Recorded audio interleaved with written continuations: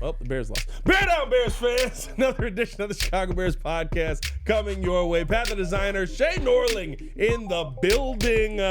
Tough loss yesterday for the Chicago Bears. That means maybe something kind of nothing because the Eagles lose. So the Chicago Bears are still in the playoffs. So this is a playoff 2-seed week.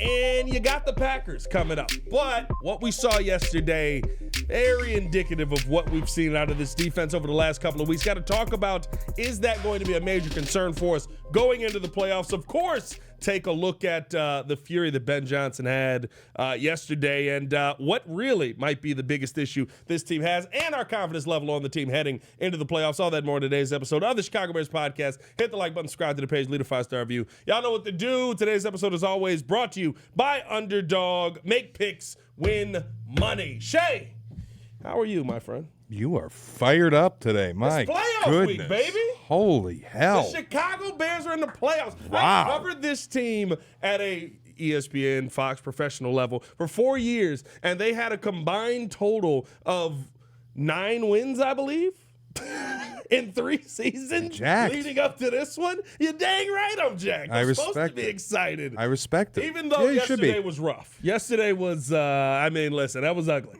What do you want from look, if you think I'm going to come in here singing some kind of angry tune or upset tune about yesterday, have I been a hater or have I been honest? Listen, I've been telling people for 2 months that this is what their team is. Yeah. I would say what shocked me yesterday was this, and I want to get your reaction. We kind of texted about this a little bit. It felt to me like Ben Johnson treated yesterday like the preseason. Whether he cared about winning or not, I don't know. Then why didn't he sit everybody? I don't buy that. When I hear that this was the simplest week of install. Okay, then why didn't he sit anybody? I'm gonna get to that. Let me get to it. I know. I'm sorry. I know where you're going, and I don't accept it. But go ahead. Go ahead. My thing is, I feel like Ben Johnson went into this week saying we're not a good enough team to rest people and not come back and actually be able to compete. We have to still play the game. We have to go through game week. We have to go through everything that we have. The game plan just looked confusing. You weren't running any plays that looked like Ben Johnson plays. We saw no motion early on. I get it. You're going into your base offense, essentially, and you're hoping that you find a way to win the game. But it didn't seem like a Ben Johnson that was like, I want revenge for 52 points getting put on my head. Whether we like it or not, and again, this is my opinion on it, I just feel like he said, we can't rest people, we have to play.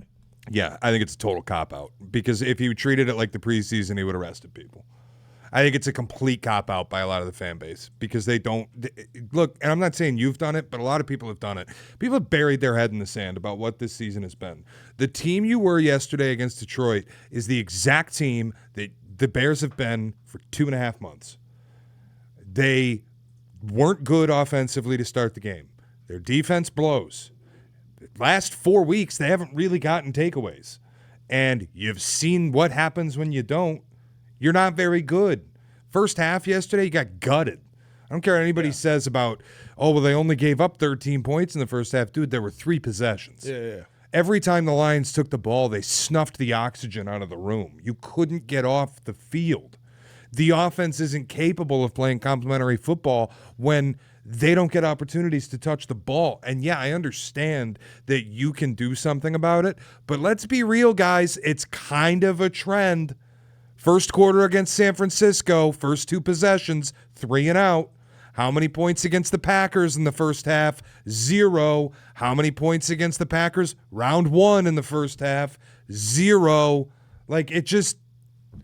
This is who you've been. You have a tie game late, an opportunity to win it, and Caleb's either going to deliver or not. That's what the whole year has been. Yeah. And it's all I've said is ride it because it's awesome as a fan. But, don't buy that this is going to get you where you want to. This isn't how you win a Super Bowl. You can't keep playing with your food like this and need to pull the rabbit out of the hat at the end of every game. At some point, there shouldn't be a rabbit in the hat. I get you detonated the Browns. Who hasn't been doing that lately? Like the Browns stink. The Steelers. Yeah, What a weird game. Like obvious. I had a huge bet on the Browns in that game. I was very happy. Oh yeah, You're taking the Browns on that one? dude, it's script writers. They wanted Steelers Ravens. They leaked that one immediately. No, but it's just like, it was an obvious letdown spot. That was Cap's thing this morning. Obvious letdown spot for the Bears. There's a human element coming back from San Francisco. Had to be a letdown spot coming home. Yeah, I don't agree. Or what everybody was, like you said, you think it's a preseason game, or like people on Twitter, Ben Johnson didn't care. It was a simple install. I don't buy any of it. I think the Bears looked like exactly who they've been. But it's just the result was different. It's not speculation, though. Ben Johnson literally said this was our simplest week of install. I get it, but I think it's a cop-out to say that's why you lost. I think it's a cop-out to say that he treated it like the preseason. If he treated it like the preseason, then nobody should have fucking played. Which may be, listen, that may be a difference in opinion on philosophy, right? I'm not saying that you shouldn't have sat people if you were going to treat this game like a preseason game.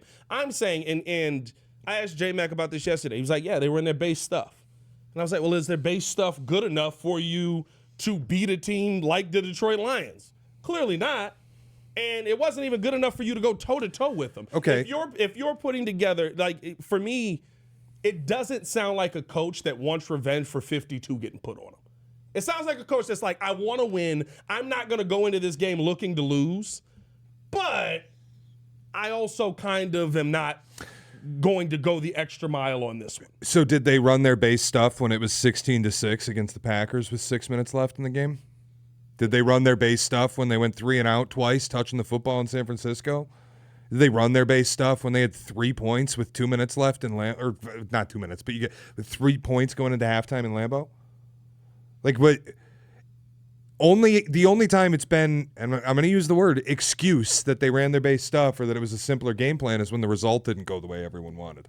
If not for the onside kick, we've never heard it any other time, Pat. But it's never been put out there by the head coach any other time. But I'm telling you why I don't give a fuck about the excuse. Yeah. I don't care. I don't buy it. I think it's an utter cop-out. You can say we're just running our base stuff. You haven't been good offensively in the first half of a football game, with the exception of San Francisco, who has one of the worst defenses in the league, and the exception of Cleveland, who's garbage. You haven't been good in the first half of games pretty much all year. All year. So don't tell me now that we're not scoring because we ran a simple game plan. You had 0 points through 3 quarters against the Packers. Was it a simple game plan? Were you not interested in revenge for losing at Lambeau? You had 3.5 points at Lambeau. Was it a simple game plan? Don't tell me that it's this was a simple install and we should execute. No, you are who you've been. That's the thing, is like now the results gone a little sideways, so people are looking for reasons. Dude, this team is who they are. They against San Francisco and against Detroit, they were exactly who they've been all year. Let's not say San Francisco. It was 2 drives, and you put up 38 points, and you scored 14 points in the first quarter. Oh, no, you scored 7 with your offense. Sure. They went 3 and out. They had 3 drives in the first quarter. They scored 7 points. 3 and out touchdown. Right. And again, like, they scored 38 points. No, they didn't. They scored 31. You scored 31, and you were in a shootout down to the final. I agree. Like, let's not. I agree. San Fran. But what's the result? I agree with you. Every game is exactly the same with this team. Every game. So I'm not angry about the result against Detroit because I'm not surprised by it. Yeah. You are going to be tied or within range of winning the game at the end of every single game. Are you going to get it done or not? That's it. You're living on a knife edge. Yeah. It's been the whole season. No, that I agree with, and I think it's going to be difficult for you to do that going into the playoffs. But I do think it just. I'm sorry. I'm getting heated because I don't buy it was a simple game plan and we didn't take it seriously. Bullshit. We're saying it's a cop-out, and let's be real. And I texted you this.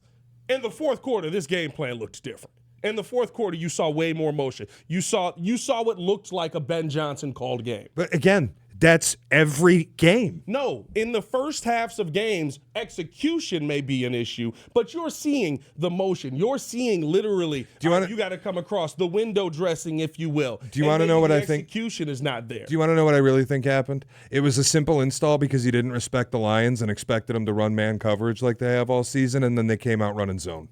I think they caught him with his pants down. That's what I think happened. Maybe. I think it was a simple install, not because he's like, I don't need to take this seriously. I'm not that interested in winning. I think he disrespected the Lions defense, and he got caught with his pants down because they did come out in zone, and they have not run zone all year. Yeah. I really believe in his heart of hearts, Ben Johnson tell you, yeah, they caught me with my pants. I wasn't ready for that. Maybe. I'd be surprised by that because there hasn't been I'm not ready for that all year. To me, like when I see Ben Johnson, he has been ready for the adjustment. He has been ready. Okay, this is here, so now we need to attack with this. We have seen him change. To your point, if they changed it up in the fourth quarter, though, it could have been a little time to change it up. Though I felt, like when I watched it, I was like, I almost feel like this game got to a point where he was like, well, we're close enough. Like, go for it. Like, let's call our stuff. Maybe. Look, I'm not going to sit here and say that he had the same urgency to win it that he would have had to win. Pick your game, like San Francisco last week. If you're the seventh pick, yeah, or if you're the seventh seed, I think it's a little different. And that's why I'm like not overreacting to it, but I am a little puzzled by everybody being shocked. Like people, what do we do about our defense? Nothing. This is what it's been all year. I'll be honest with you, Shea. To that point, and as we head into the playoffs, I don't look at the defense as the biggest issue. The biggest issue for this team is exactly what you've been arguing about. Because bottom line, it sucks, right? You lost to Detroit. It's a game you felt like you should have won. Revenge game. You want to see them. The defense gave up 19. 19, you should win a game. We've had defenses that had much better players on it not give up 19. I think it's a pretty flawed way of looking at it, but sure. But bottom line, right? Like, listen, there's no fix for 956 yards in 2 games, Shea.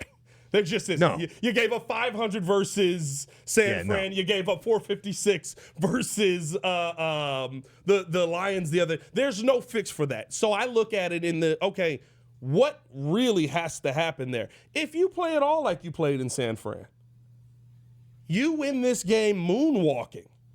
You're asleep in the fourth quarter. You're not even having this conversation. That, to me, is my biggest concern. Which Bears offense is going to show up in the playoffs? Because realistically, while I don't like how the drives went, the defense that you had, Jordan Love in the red zone 3 times, you got 2 field goals and a fourth a turnover on downs. No, when they played the Packers. Oh, yeah. No, but the 5 red zone stops. Oh, no touchdowns on 5 red zone trips. Yeah. Like, that's one of those things where I'm like, I'm not as concerned defensively. I'm more concerned about, are you going to show up and be able to score points?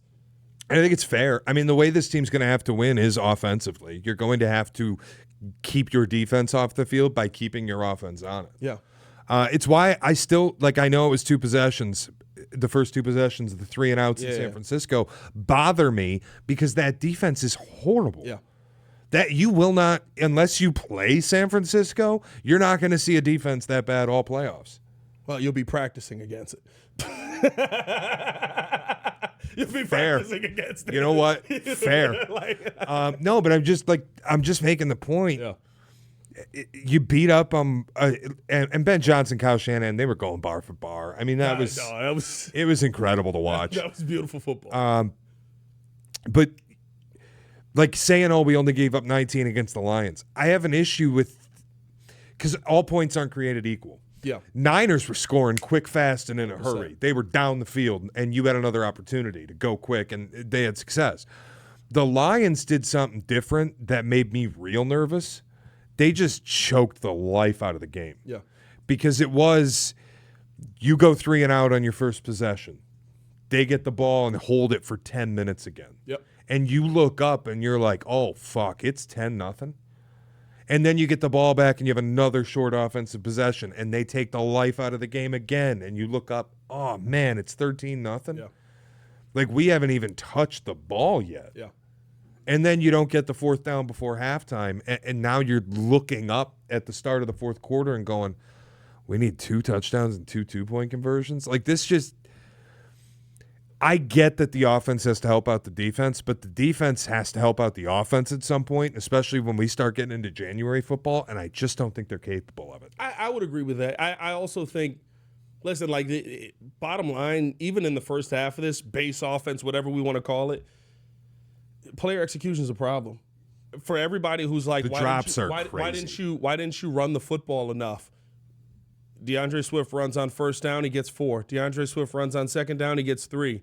You're throwing on third down because it is now a 3rd and 3, and Luther Burden drops the ball, or Jade Walker drops the ball, or Colston Loveland drops the ball. That kills drives. Like, you have to overcome that. Even was it San Fran? Or I think it was the Green Bay game. You were 3 for 5 or 3 for 10 or whatever it was on third down completions. Yeah. Like, you're not. That's more concerning to me. You're not going to win games if you can't maintain those drives early on. You can't establish the run. Like, I get it. Run the football, and that's all we want to see it do. We gotta. Listen, I love Bears fans, but we are like locked into this mentality. Defense and running the football. We had Bears fans calling us saying, you got to run the football more in the San Fran game. And I'm like, you put up 38 points. Right. I don't need you to run the football more then. I get it, time of possession, we want to hold on to the ball, but go with what is working, what the defense is giving you. There weren't a lot of times for you to run the ball in that first half because, like you said, Detroit held the ball for so long, and you were dropping passes that were completions. Again, like, I'm never going to say the offense had a bad day in San Francisco, but I'm talking about projecting out what we've seen over the course of now 6 or 7 weeks. Yeah. Shit, 6, 7. Over the course of time, what we've seen is... I hate this. I do too. An offense that doesn't convert on their opening drives. And that, like, what happens in San Francisco if the Niners do what the Lions did instead of scoring quick, fast, and in a hurry, hitting explosives? If they don't open the game with a pick six and you go 3 and out on your first 2 possessions and the Niners take 20 minutes off the clock, the game probably does look a lot different. Yeah. So that's where going into the playoffs, I get a little concerned about both sides. The difference is what you're talking about. You can't fix the defense. You can't. It's over. Like, there is no fix. Maybe you could have signed Matt Judon or something. Who cares? To that. It wouldn't have done anything. Nothing. There's nothing. You can't get a pass rush. Jalen Johnson is either not healthy or not good anymore. I don't know what. He's just that was brutal. And no, can I say this? I don't know if Dennis Allen believes in Jalen Johnson. I think that is a real dog. The amount of times I saw Jalen Johnson lined up on Isaac Tesla. I know, but he's not. He doesn't have speed. That's where either maybe he's not healthy and you just can't put him on anyone else, but he doesn't look like the number 1 DB that's following guys around. It's also just, I don't know what DA is supposed to do. A lot of people are blaming Dennis Allen. You have to get pass rush. Well, no, you can't because you can't invent it. And like you can blitz more, I guess, but that's a dangerous game too. No. You got to get Kyler Gordon back. I'm saying this offseason. Oh yeah. There's nothing DA can do about the season. I'm just talking schematically, like right now. Look, you want to start mixing in some zone coverage, okay, but he's never really done that. He's a man coverage, nickel blitzing kind of defensive coordinator. Yeah. Like he's always been a man-to-man guy. So do I think that they should start mixing in some zone because of the injuries and the fact that they can't cover? Yeah. Kind of the same thing as what the Lions did yesterday, where they have a ton of injuries in their secondary. They don't have a good pass rush. They can't cover. What do? Zone. Yeah. Like, yeah, I would love to see that, but that's not DA's recipe. And he doesn't have the toys to run the defense that he wants to run. Yeah. Kyler Gordon's not there, so he can't run a consistent nickel blitz.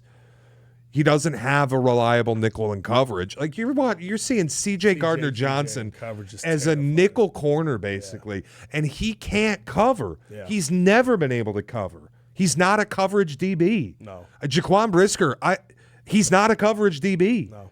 And Jalen Johnson isn't good. And I'm so where the hell is Tyreek Stevenson? Because here's another guy we got to talk about. For all the fun Nashawn Wright had taking the ball away, this is again, hater or honest. When I said you can't keep relying on this. For the past month, Nashawn Wright's been damn near unplayable. He's terrible. Listen, I said he's Trayvon Diggs. He's Trayvon He's Diggs. diet Trayvon Diggs. No. He's better in coverage than Trayvon Diggs. Are we sure about that? Didn't Trayvon Diggs give up like 900 yards alone? Dude, I think he had 11 picks. Amon-Ra's still running, brother. What are we talking about? CJ No, was good. that final play, the third down conversion that the Lions ended the game on, and Deshaun Wright's about 10 yards soft on Amon-Ra St. Brown. Yeah. I'm going, what the hell are you doing? Yeah. What is even the It's third down, dude. You got to come up and play the sticks. But 10 yards off. Here's the thing that I don't like that Bears fans are acting like they don't know. We've watched this. We've seen this for years. Your corners are never as good as they are when you have a pass rush. No, of course not. There's nothing that Brock Purdy legitimately had multiple plays where he had 9 seconds to throw the football. Yeah. There's nothing you can do to fix that. How did you give up 41 points? That's how. There's nothing. Prime Deion Sanders can't cover for 9. Okay, maybe he can. But, like, for the most part, there's not a DB in the world that can cover for 8 to 9 seconds. And that's the kind of time some of these quarterbacks are getting on play. And I'm not even, like, exaggerating this. Literally, the play where Purdy, he rolls left, steps forward, steps back, somehow jukes Austin Booker, and then throws it in for a touchdown. Yeah. Literally took 9 seconds. Yep. That is unacceptable football. And so it's why I said, like, going into the playoffs, I feel like the defense just is who it is. But we sacked Shador 5 times. Yeah, the difference is he just doesn't want to get rid of the ball. Yeah, I could care less about that. Shador Fields running around with the ball for 15 seconds. I mean, it's nuts. Come on. But, like, I go into this playoffs, and listen, it's crazy because, like, coming out of this game, I actually am still confident in what the team can do. Yeah, for sure. It's just a matter of how quickly does the offense get going. I actually have – here's the bottom line, and experience does play into this. But on paper, the Chicago Bears are a better football team than Green Bay Packers right now. Packers are banged up. They're kind of rushing some guys back in. I get it. They've taken weeks off. Some of the injuries that these guys have aren't getting fixed in 3 weeks, right? Like, Jordan Love will be fine. I mean, he was a concussion risk. He may be rusty. I don't know. We haven't seen Jordan Love rusty in the playoffs. Like, that may be an advantage. Did you hear Taylor Decker yesterday after the game talking about everything he's done to keep his body right for playing through a season? I mean, if you haven't seen it, you should just watch it because it's incredible insight into, like, what these guys go through. Yeah. You're basically going to war every single week and what you're going through to stay healthy. So all that to, like, Zach Tom's going to get rushed back or something. I don't even know who the Packers are bringing back, but, like, you're going to bring guys back. Zach Tom is supposed to be back. Love is. Are they saying Watson's coming back too, or was Watson out for the year? I haven't done the deep dive on the injury report yet. No, I think there should still be a confidence level. The Bears have won a lot of these games. It just. I know what it's going to be. This is going to be close late. It'll be tied. You'll be trailing. You'll have a really narrow lead. And you're going to need Caleb to pull some magic out. And whether he does or doesn't will be the difference in the game. Yeah. Like, that's who you are. Yeah. You're heavily reliant on Caleb turning into Iceman, turning into Superman, whichever nickname you want to give him. That's not somebody trying to give him another nickname. He's doing too much with the nickname. Somebody was like, it was a Nick, right? He was like, he's close to being called the One. I was like, all right, guys, all right. let's calm down here a little bit. We're adding too many nicknames into this. Iceman will do just fine. Iceman's good for me for the rest of my days. But I actually do have, like, a high confidence level that the Bears' defensive game plan, at least what we saw, works against the Packers. It's going to be bend but don't break. It is a lot of bracketing. It is a lot of letting the underneath stuff go. Yep. Jaquan Brisker was just honest with him yesterday. He said, and they're going to run a lot of the stuff, the rub routes, the digs and stuff that the Lions ran. Like, he was like, they routed us up. Like, they had a better scheme than us. That was the bottom line. You're going to see that versus the Packers because you just saw that. Don't let anything beat you deep. Don't get beaten 3-by-1s like you did in the first matchup. And you're going to have to hope that your defense holds up in the red zone, which it actually did an okay job of yesterday. I still feel like it all comes down to when Caleb Williams and this offense wakes up. And I think Ben Johnson is probably going to take a much more aggressive approach than we saw yesterday. Because were you like me? Were you looking for him to go forward on fourth down? Yeah. Were you like Ben, where you were looking for him to go forward on fourth down? Because he literally went, did you see him on the sideline? They have a video of him on the sideline mouthing, "I should have went for it." Yeah, I saw that. No, it's 2 consecutive weeks, dude, where I'm like, to be clear, I love Ben Johnson. I think he's outstanding. Yeah. He's an incredible football coach. But it is game-to-game basis. 2 straight weeks where I'm not thrilled with how he managed a game. I didn't like against San Francisco on a running clock. On a stopped clock with only 2 timeouts left. No, that was fine. Oh. It was the 4th down earlier in the drive. Stopped clock, you only have 2 timeouts, and you burn a timeout on a stopped clock because you didn't get the play call in fast enough. Yeah. Then it leaves you with 1. So then after the hook and ladder, you don't have any timeouts left. Where if you hadn't had to burn that one and you get the play, then you can still stop the clock, get 3 shots at the end zone. Flip side, this week, with 3 timeouts and a running clock on a 4th and 5 right before halftime, felt no need to call a timeout. Yeah. Why? You have all 3, and the clock's actually running. Stop the clock, get the right play in, and let's go. And he's done that a couple of times this year. It was weird that he didn't yesterday. Yeah. Especially in a game where you needed points. And I think I'll say this, to me, the one thing I love about Ben may be the detriment of the team this season. And he's been phenomenal. But he's going to make you do your job.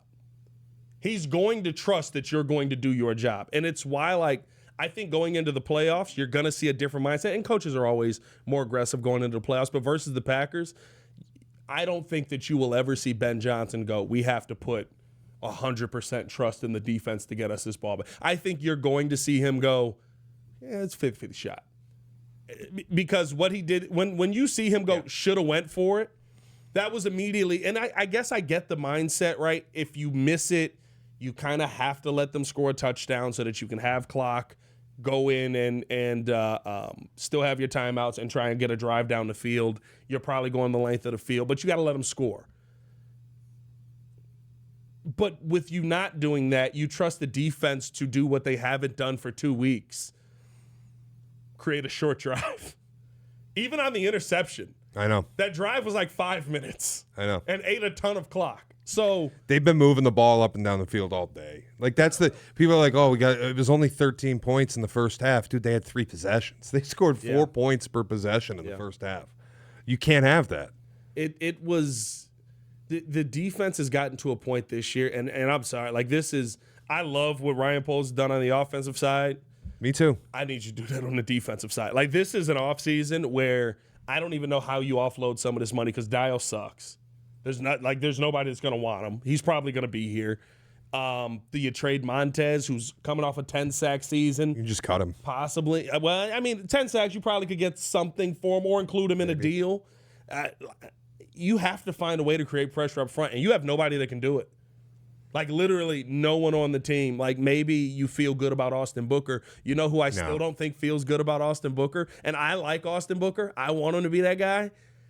I don't think DA likes Austin Booker very much. No, I like Austin Booker, but you can't rely on that. He's a pure pass rusher. You also just can't rely on that to be how you generate pressure. You have to at some point. I've been screaming it for 3 years. You have to invest in the defensive line at the top of the draft. Yeah. It is the single most important unit on the field outside of offensive line and quarterback. It's quarterback, O-line, D-line. Everything else is after the fact. So as much as I love what Ryan Poles did this offseason, it was still all perimeter stuff. Yeah. You got a tight end. I love Colston Loveland. I think he's going to be an all-pro tight end one day. I really do. You want to know? And I loved him on draft night. You want to know what really makes Cole Kmet look bad?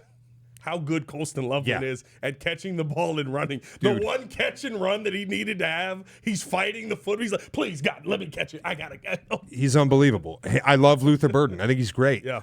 You know what I'd love more than both of those guys? And again, I love those guys. I'm glad they're here. Yeah, dude. Jared Verse.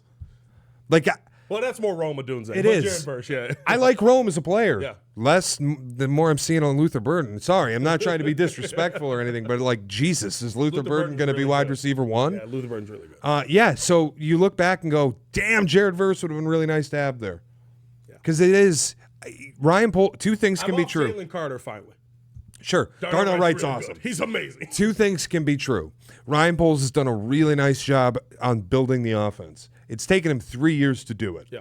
And he's done a really nice job. We're finally seeing the payoff. he hasn't spent any assets anybody really cares about outside of a second-round pick for Sweat and paying him, and wasted stuff on guys like Dio to build the defense. There is the Chase Claypool second round. Like, here another one. As much as Bears fans might love Tremaine Edmonds and T.J. Edwards, Yeah. would you rather be spending Roquan Smith money on the both of them or an edge rusher? How they've spent the money, I get where you're going with that, but how they've spent the money, both are possible. Yeah. Both should have been possible. But it's in just, fact, you did do both. It's just the guy you did it with is Montez Sweat. no, but again, it's like Yeah. the offseason that they got those two guys, because remember, they got Sweat after. Yes. The offseason that they got those two guys, I immediately said, all of our money's getting spent on off-ball linebacker. Yeah. It's not that important. Yeah. It's you spent so many assets. Tyreek Stevenson's another great example. You spent a second-round pick on Tyreek Stevenson. He didn't play a snap.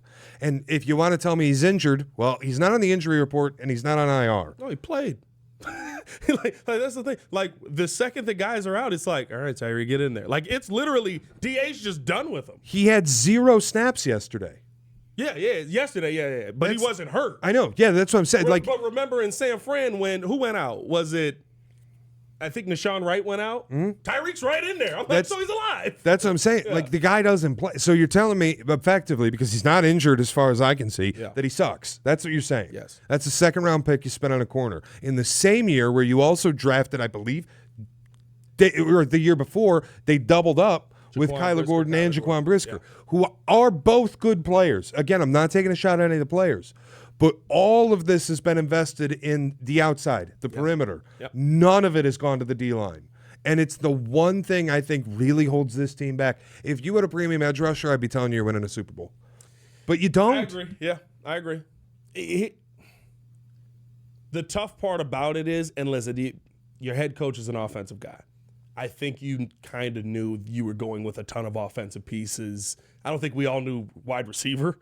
But I'm really glad Luther Burden's here. Yeah, I'm happy Luther Burden's on the team. Very happy. The first defensive pick you made was defensive line this year. So I would think that the philosophy is beginning to change. Unfortunately, he was banged up in preseason, gets hurt again when he finally gets on the field. Never really got up to speed. And Shamar Turner, I'm talking about there. But I do feel like there is a team that is building up to what they'll eventually be. It just doesn't help you this year. And that's the part that kind of sucks. I think next offseason, we're going to talk about, the joke is, right, like spend every draft pick on defensive line, except that might not be a joke. No, yeah, you might literally go first round, second round. I don't think we have a third rounder this year, but like whatever, we have a fourth rounder, right? Like, it might literally be D-line, D-line, D-line. No, they have to. I mean, it's not a joke. It's not. They have to do that. Yeah. Well, I think it's so telling, like, how much they've invested in the defensive line. And I'll be honest with you, me personally, because I think that leadership is important. Young team, you're going into a playoffs. They've never seen this. This is where, to me, the value of Grady Jarrett really kicks up. I'd love for him to be better on pressure. I would. I know. But I think you have to have guys like that in this locker room that have been there, because the highest paid guys or your best guys, if I'm not mistaken, Montez Sweat has not been to the playoffs. And most of this team has. Like, literally nobody on this team. Joe Tooney, Grady Jarrett. Now, the good thing about Joe Tooney, although not yesterday, that offensive line was abysmal yesterday. I don't know what happened. Aiden Hutchinson was – it's the best Aiden Hutchinson I've seen in probably 10 weeks. Like, I don't know what happened yesterday. They played zone. Base game play. But I think that going into the playoffs, this is where having guys like that on your team is going to be very, very important. So I don't care as much about Grady, because I knew what you were paying him for coming in. You knew he wasn't going to be the same guy anymore. I don't know if we knew he was going to be this far down, but you knew he wasn't going to be the same guy anymore. It's what I told you all offseason.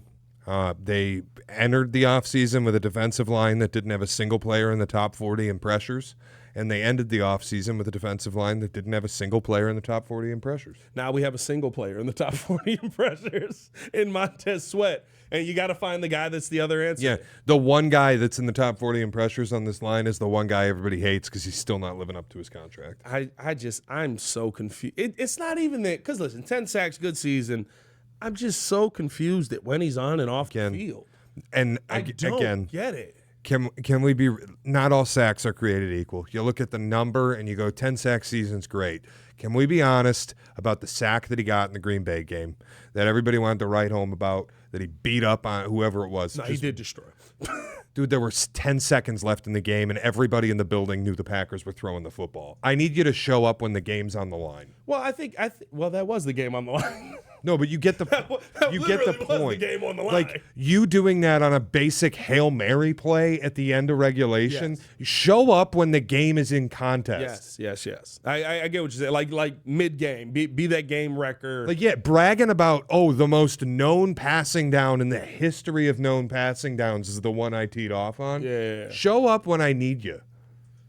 I don't wait until we had to rescue the game from the jaws of defeat with an onside kick. Yeah. And now you want to show up and pressure somebody. But even that, though, like, listen, we saw this before with Khalil Mack.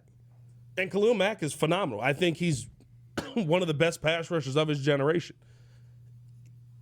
When it was just him, though, it kind of didn't matter. Montez Sweat's nowhere close. He's nowhere close to Khalil Mack. I'm not saying he is. But is Montez better when, literally, if you watch the tape, they're not one-on-oneing him. They're like, we do not care about Austin Booker. We do not care about the middle of this defensive line. We will chip you. We will send double teams your way. We are going to make your life very hard. I think Montez Sweat is fighting through that. Has he been consistent under pressures? No. But I do remember us having that same conversation year 2 and year 3 of Mac being here. We were like, well, he's supposed to be that premier guy. He's not making an impact. Well, yeah, it's kind of hard to do. Like, I'm sorry, he's not Myles Garrett. He's not, I guess if you want to throw a Max Crosby in there, he's not Max Crosby. He's not Trey Hendrickson. Those are the 3 greatest of this. He's a guy that still needs a little bit of help on that other side. Doesn't have to be a ton of help, but it has to be somebody who looks like they play football.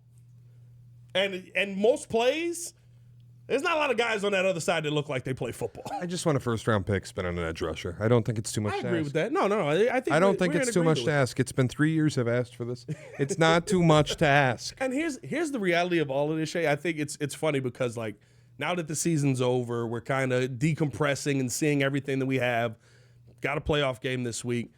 And the best part about all of this is probably the conversation that every single team in this playoffs, maybe minus how you feel about the Texans, is having going into the playoffs. It's probably, hey, this has been great. I'm glad we're in the playoffs. We have to fix so much on this team. The Packers are that way. The Rams are that way. And the Rams are kind of the closest to perfect in the NFC, but I don't know what's happened to that run defense over the past 4 or 5 weeks. It's horrible. Like, I really feel like there's a chance, and I love how Ben Johnson said this yesterday.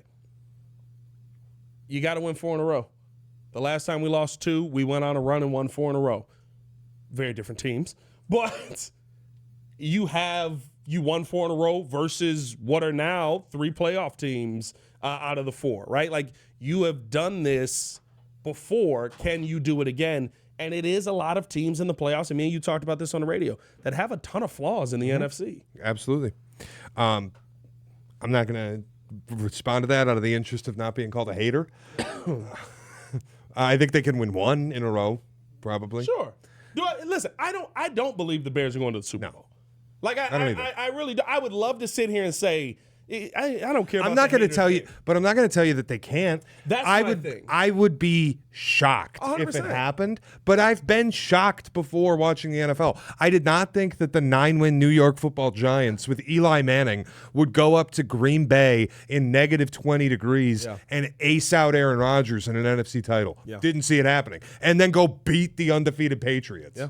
Like, I didn't expect that. Yeah. I don't have to expect it to happen for it to happen. It's just, again, would I pick it? No.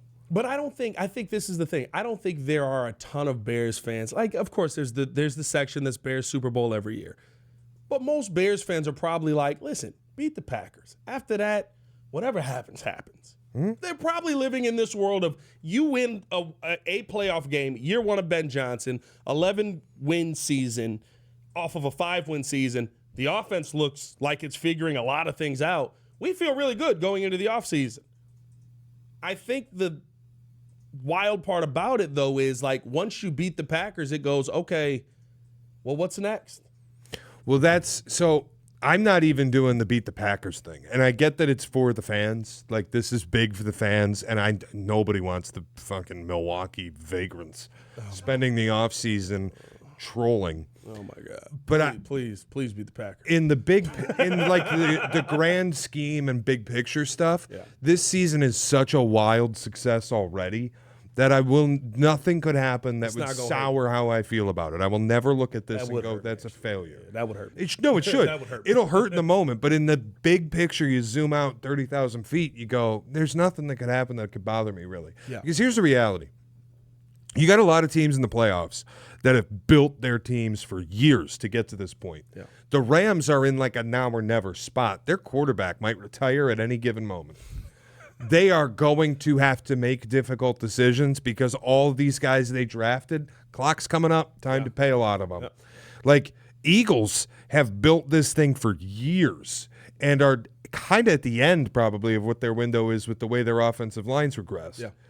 You go through the Packers, we know they built this for years. They're still the 7 seed. Like, it really hasn't worked. But this was their seed. That's what we call it now. This was their chips in the middle. We're getting Micah Parsons. Yeah. This was their year to do it. They're paying their quarterback. The Lions are paying their quarterback. Like, you look around the league, it's a lot of teams that have prepped to be in this spot. You are the team that's young, that isn't paying your quarterback, that is wildly cap flexible, can be even more cap flexible if ownership decides we can do some restructures, some cuts, and some trades and convert some money into different things. You could create $100 million in cap space this offseason. Yeah. You're the team that doesn't have to pay a quarterback. You're the team that's not prohibitively paying a running back. Shout out Eagles.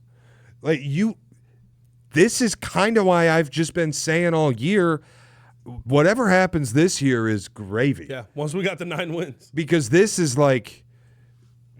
your we're here year. Like, we got Ben Johnson and we're going to be a pain to deal with, but we're not that good yet. The fact that before you're that good, before you've built it, you're winning 11 games, the division, you're hosting playoff games. It's why I've always felt like 2026, 2027, Bears are going to be favorites to win the Super Bowl, and one of those years they will win the Super Bowl. I've felt that way all season. It's just this year, this is all gravy on the mashed potatoes to me. And the offseason will tell a wonderful story about how serious they want to be in building this and winning it. Yeah. And I think that they will. But this year, I'm just having fun with it. Because, I'm sorry, the idea that you win 6 games in which you trailed in the final 2 minutes, guys, it's impossible. That's not hating. It's never happened. It's as impossible. Actually, it's only happened once. It Peyton Manning. Yeah, it's as impossible as the New York Jets going an entire season without a defensive interception. Right, bro, listen, I don't know. Maybe it's just me, and I hate that it worked out this way for Aaron Glenn, but I literally went like, there were people that wanted him over Ben. There were people that were like, I like how he talks. Most people. I like his demeanor. Yeah. That's weird. So I was like, I never want. We're done with DCs. We should be done with DCs as head coaches all across the NFL. But that's another point. I digress. No more defensive head coaches. I'm fine with it. Then we'd have no more offensive play callers. We'd just run out of. We would create an endpoint for the NFL where all these play callers have to retire, and there would be no more. Yeah. You'd fire your head coach, and you'd go, I need an offensive play caller, and you go, there are none. No, well, listen, teams are going to F up. The Jets will hire a DC again. The Jets are like Dirty Mike and the boys at this point. It's insane. We will hire a defensive coordinator for this team again. They're so bad. They're so bad. Hey, man, we appreciate y'all for tuning in and showing love as always. Hit that like button, subscribe to the page, leave a 5-star review. Y'all know what to do. Make sure that you guys stay tapped in with everything going on with Underdog as well. Download the app today. Sign up with the promo code CBP to score $75 in bonus entries when you play your first $5. That's promo code CBP. Underdog. Make picks. Win money. Shay, let's finish it off. One quick thing. Do the Bears win this Sunday? I'll say yeah. Why not? I don't know. It's very early in the week. It's very early in the week, and two, we just want to talk to you again. It's what I said at the top of the show. I know how the game is going to be with 2 minutes left. Yeah. Are you going to pull it out or not? Yeah. Caleb, it'd be a great time. It'd be a great time for you to just turn into like playoff Flacco. It would be. just like that's full ice, man. Like just playoff Flacco. Who's another one? Playoff Eli was crazy that first year. Like just one of those where it's like he's been a good quarterback all year and he's gotten the job done.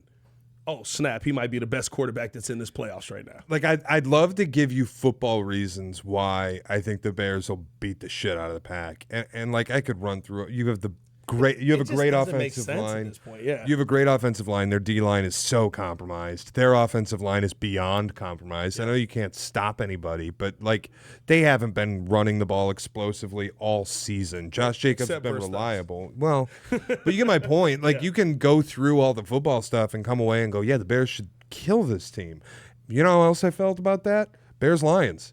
I went through all the football stuff on paper, and I'm like, the Bears should destroy this team. Yeah.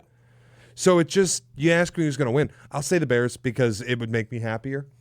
And I do think you're getting the most compromised team in the field, and they have to come to your house, and you've already beaten them once. Just take care of your business. But I can't be doing that with any level of confidence because I know 2 minutes left, this game is going to be in the balance, and it'll come down to whether the quarterback makes throws or not. Yeah, no, 100%. And the one thing about Caleb in the clutch, most of the time he has made the throws. Caleb in the clutch has made the throws. I mean, yesterday in the fourth quarter, he did make the throws. Like there was a lot of, except that final drive was again just weird. The 3 and outs, man. The 3 and out. It was just it should have went for it back. It is funny that like the Bears, they'll either go on the most beautiful, like poetic football drive you've ever seen, or 3 and out. Yeah, there is no middle. There hasn't been a ton of like we're just gonna stop at the 45 and just kick field goals for a long time. I mean, like probably since that felt like before the Bengals game. That felt like the early part of the season. Yeah, right before the Bengals game. It's like we're just gonna stall out all the time, and then Kyra's gonna miss, or like we're gonna punt because we're too far away. That was the middle of the year. Hot take. Let's abolish kicking. I'm done with kickers. The Bears did abolish kicking yesterday. I'm done with kickers. Just go down by 16, and you don't need to. Bro, I'm done with kickers forever, bro. Like it's that loss for the Ravens yesterday. Say what you want about Lamar Jackson. He's had a lot of sell moments from his teammates. Hey, man, we appreciate y'all for tuning in to show love as always. For Shea Norling is your boy, Pat the Designer. He was also 4 of 8 going into like the third quarter like, with 50 yards. I was sitting there, I was like, is he dying? Is he okay? It was like, why are they not throwing the ball at all? Now, Derrick Henry did also have 128 yards. If you told me that after a 5-minute drive at the start of the fourth quarter in a 13-10 football game where that drive ended in a punt, if you told me that there was like 27 points left in that game, I would have laughed in your fucking face. I don't know how that happened. What a weird, and they get just one last and it's like, remember Bills Chiefs when the game was clearly going under, and I don't even remember what the score was, but it was like 14-10 or something. Yeah. And you're going final 3 minutes, and then all of a sudden they combined to score like 31 points. Yes. And you're like, well, that was just the greatest football game I've ever watched between two teams. They were just operating at such an insanely high level. Yes. Ravens Steelers was 2 teams that played like horse shit. And then somehow the game was like, wait, what? Wait. What's his face fell down? Nothing even happened. He just slipped. And then we got Calvin Austin wide open for 30 yards. I don't even, I lost a steak on that one. Had a nice steak dinner ready to go. Kicker lined up. Foul right to the right. Yeah, I lost the steak on that. That's tough. Hey, man. Appreciate y'all for tuning in. Show love as always. Your boy, Pat the Designer, back at it again. Peace. Must be 18 years or older, 19 or older in Alabama and Nebraska, 19 or older in Colorado for some games, 21 or over in Arizona, Massachusetts, and Virginia, and present in a state where Underdog Fantasy operates. Terms apply. See assets.underdogfantasy.com/web/play and get terms _DFS_.html for details. Offer not valid in Maryland, Michigan, New Jersey, New York, Ohio, and Pennsylvania. Concerned with your play? Call 1-800-GAMBLER or visit www.ncpgambling.org. In New York, call the 24/7 Hope line at 1-877-8-HOPE-NY or text HOPE-NY 467-369. I love that my husband's so handy. He leaves more money for the important stuff. Whoa. Gosh darn it, Steve. Don't be like Steve. Call Avondale Roofing. DIY is for Pinterest. not your roof.